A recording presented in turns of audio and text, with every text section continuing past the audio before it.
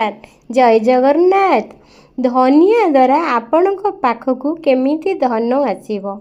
परिश्रम न कले धन आसीबो नहीं, किंतु बेले बेले देखा दी अधिक परिश्रम करुथिबे किंतु धन कम आसुथिबो। ऑफिस रे बहुत परिश्रम करुथिबे किंतु दरमा बढ़ु नथिबो।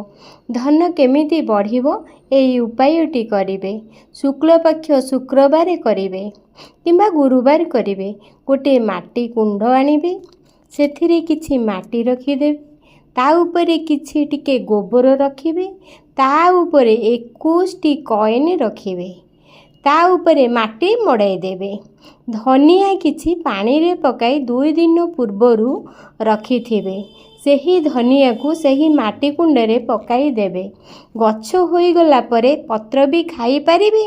सेही माटी भितरु 21 टंका आनी घरर दक्षिण पश्चिम कोणरे गोटे छोट बाक्सरे रखिदेबे। विश्वास सहित करंतु, फल निश्चय पाइबे।